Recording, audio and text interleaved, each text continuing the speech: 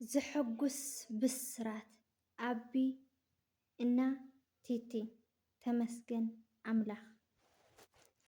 ሰላም ሰላም ክቡራት ተኸታተልቲ ናይ ፍረ ዩቱብ ከመይ ኣለኹም? ደሓን ዲኹም? በቢ ዘለኹምዎ ሰላም ክትኮኑ እናተመነኹ እምበኣርከስ ናብዛ ቪድዮ ክትኣትዩና ኣለኹም ላይክ፣ ሸር፣ ሳብስክራይብ ብምግባር ምትዋዕኹም ኣይፈለየኒ ክብለኩም ይፈቲ። ሃናፂ ዘበለ ርእይትኹም ደሞ ኣብ ቦታ ኮመንት ተቐምጡለይ። እምበኣርከስ ናይ ሎማዓንቲ ኣድያና ወይ ከዓ ትሕዝተና ብዛዕባ ኣቢና ቲቲ ኮይኑ እዚ ቪድዮ ንመጀመርያ ብላይክ ጀምርዎ ክብለኩም ይፈቲ እና እዚ ቪድዮ እስካብ መጨረሻ ሰሚዕኩም ሓሳብኩም ወይ ከዓ ርእይቶኩም ክትህቡ ብትሕትና ይሓትት እና ክቡራት ተኸታተልተይ ንመጀመርያ እንሪኦ ምልክታት ሓቀኛ ኣፍቃሪ እዩ ክኸውን። ቁፅሪ ሓደ ንዓኺ ዝህቦ ክብርን ቦታን ሓቀኛ ኣፍቃሪ ንመንነትክን ንኣተሓሳስባኽን ንክብርኽን ዓብዪ ቦታ ይህበኪ። ኣብ ቅድሚ ሰብ ይኹን ብውልቀ ንዓኺ ዘቃልሉ ወይ ከዓ ዘሕስሩ ነገር ይቁጠብ። ድሌትክን ስምዒትክን ከም ናቱ ገይሩ ይርኦ። ቁፅሪ ክልተ ግዚኡ ይስውአልኪ። ኣብዚ ግዜ እዚ ኣዝዩ ክቡር ነገር እንተሃልዩ ግዜ እዩ። ግዜ ደሞ ወርቂ እዩ። ሓደ ሰብ ብሓቂ ዘፍቅረኪ እንተኮይኑ ክንድ ዝሃለየ ይሃልዎ ስራሕ ብዘየገድስ ንዓኺ ዝኸውን ግዜ ኣይስእንን እዩ። ምሳኺ ንምዝርራብ ንምሕላፍ ግዜ ቀዳምነት ይህበኪ። እቲ ሳልሳይ ኣብ ፀገምኪ ምፅንዕናዕ። ኣብ ፀገምኪ ምፅንዕናዕ ብግዜ ፀገም እየ ፈታዊ ዝፈልጦ ከም ዝበሃል ሓቀኛ ኣፍቃሪ ኣብ ሓጎስ ግዜኺ ጥራይ ዘይኮነ ኣብታ ዓብዪ ፀገም ዘጋጠመኪ ዝሓመምክሉ ወይ ከዓ ዝተጨነቕክሉ እዋን ካብ ጎንኺ ኣይፍለን እዩ። ንፀገምኪ ከም ናቱ ገይሩ ይሽከሞ። እዚ ድማ ናይ ምልክታት ሓቀኛ ኣፍቃሪ እዩ። እቲ ራብዓይ ግልፅነት እምነትን እዩ። ዝኾነ ነገር ከይሓበ ብግልፂ ይዛረብ። ንሕቶታትኪ ብቅንዕና ይምልስ። ምትላል ወይ ምስጢር ምሓዝ ኣይለምድን። እምነት መሰረት ፍቅሪ ስለ ዝኾነ እሙን ኮይኑ ክርከብ ይፅዕር። ሓምሻይ ንመፃኢኺ ዘለዎ ተገዳስነት። ሓቀኛ ኣፍቃሪ ንሎሚ ጥራይ ዘይኮነ ብዛዕባ መፃኢ ዕድልክን ስራሕክን የገድሶ እዩ። ንኣኺ ዝጠቕሙ ሓሳብ ይፍልፍል። ክትዓብይን የባራታትዐኪ። ከምኡ እውን ኣብቲ ናይ መፃኢ ውጥን ወትሩ ንዓኺ ይከታተለኪ። ስሕተትኪ ይእርም እምበር ኣይፈርደክን እዩ። ሻድሻይ ሰብ እስካብ ዝጋገ ሓቀኛ ኣፍቃሪ ግን ንጌጋኺ ክምልሰኪ ይውስን ወይም ድማ እቲ ጌጋኺ ንክእርመኪ ይወቕሰኪ። ከምዚ ኣይግበርን እዩ፣ ከምዚ ኣይስራሕን እዩ፣ ስለዚ እዚ ኣይ መንገድኽን እዩ ኢሉ ካብቲ ነገራት ከውፅአኪ ይሕግዘኪ እምበር ኣብ ክብርኺ ኣየውርደክን እዩ። ስለዚ እዞም 6 ሓሳባት ዝገለፅክዎም ስሕተትኪ ይእርም እምበር ኣይፈርደክን እዩ፣ ንመፃኢኺ ዘለዎ ተገዳስነት እና ግልፅነትና እምነት፣ ኣብ ፀገምኪ ምፅናዕ፣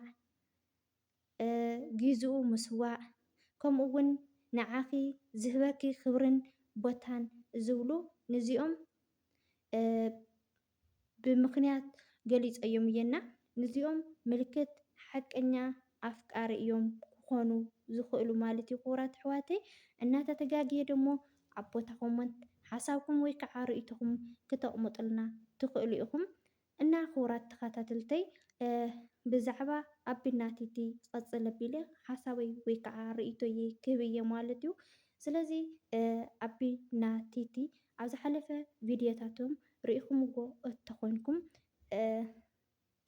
ኣቢ ሓውና ይቅርታ ይብላ ነይሩ ንቲቲ ሓፍትና ብዙሕ ውፃእ ውረድ ከም ዝበልክለይ ብዙሕ ነገር ከም ዝገበርክለይ ኣብ ሂወተይ ይፈልጥ እየ።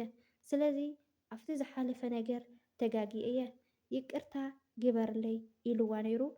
ብሓቂ ይቅርታ ምባል ፀገምካ ኩሉ ነገር ተረዲእካ ናለባማት እዩ።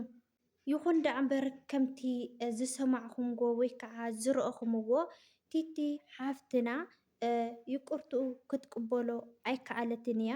ምክንያቱ ኣብ ዝሓለፈ ቪድዮኦም ወይ ከዓ ትሕዝቶኦም ቲቲ ሓፍትና ጠኒሰ ክትብሎ እናሃለየት ኣይናተይን ኣስድድዮ መስደዲ ተደለኺ ክንበኪ ኢና ዝብል ሓሳባት ካብ ቃሉ ተዛሪብዋ ነይሩ ማለት እዩ። ብኡ ምክንያት ብምግባር ደሞ ንሳ እውን ተናዲዳን ሓሪቓን ማለት እዩ። እቲ ዝሃበቶ መልሲ ደሞ ንስኻ ንዓየይ ኣይተድልየንን ኢኻ እያ ኢላቶ ማለት እዩ። ክቡራት ኣሕዋተይ እና እዚ ክኸውን ኣይኽእልን እዩ። ስለዚ ብዙሕ ነገር ዋላ ኣቢ ክጋገ ይኽእል እዩ፣ ቲቲ እውን ክትጋገ ትኽእል እያ። ደቂ ሰባት ፍፁማት ኣይኮንናን፣ ፍፁም እግዚኣብሄር ብቻ እዩና። ስለዚ ጌግኦም ተራዳዲኦም ተስማዕሚዖም ናብቲ ዝነበርዎ ፍቕሪ ክምለሱ እዩ ጥዑም እምበር ኣብ መንጎኻ ሰብ እንተእቲኻ እቲ ነገራት ፋሕፋሕ እዩ ዝብልና። ስለዚ ሰብ እንተየእትኹም ምርድዳእ እዩ ፅቡቕ ነይሩ ማለት እዩ። እና ክቡራት ኣሕዋተይ ኣብቲ ዝሓለፈ ቪድዮ ሪኢኹምዎ እንተኮይንኩም እዛ ሓፍትና ብገንዘብ ገዚኣ ዝገዝአቶ ማለት እዩ ካብ ቲቲ ሓፍትና ኣነ ይገድድ ኢላ ዝወሰደቶ ዝነበረት ርኢኹምዋ እንተኮይንኩም ንሳ ንምንታይ ንቲቲ ከይድካ ይቅርታ ኢልካያ? ብርግፅ እሳ ዝበለቶ ሓቂ እዩ። ገንዘብኪ ምስ ወድአ ክኸይድ እዩ ኢላትኒ ነይራ እያ ሳኣ ንምፍላጥ እየ። ስለዚ ንስኻ ንምንታይ ንቲቲ ከይድካ ይቅርታ ግበረለይ ኢልካያ እያ ኢላቶ ማለት እዩ።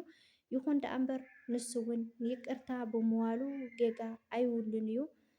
ነቲ ዝሓለፈ ነገራት ተሰሚጥዎ ተረዲእዎ እቲ ዝኸፈለትሉ መስዋእቲ ኩሉ ነገር ተረዲእዎ እዩ ይቅርታ ኢልዋ ማለት እዩ። ስለዚ ንምንታይ ይቅርታ ኢልካያ ኣይበሃልን እዩ ማለት እዩ። እንዲያም ይቅርታ ተዋሃሃሉ ይቅረ ይቅረ ተዋሃሃሉ እዩ ዝብለና እምበር ተቀያየሙ ወይ ከዓ ነገራት ቋፅሩ ኣይብለናን እዩ። ስለዚና ክቡራት ኣሕዋተይ ኣቢና ቲቲ ላፍቲ ዝነበርኩምዎ ፍቕሪ ተመሊስኩም ብደስታ ብሓጎስ ክትመፁና ኢና ደስ ዝብለናና።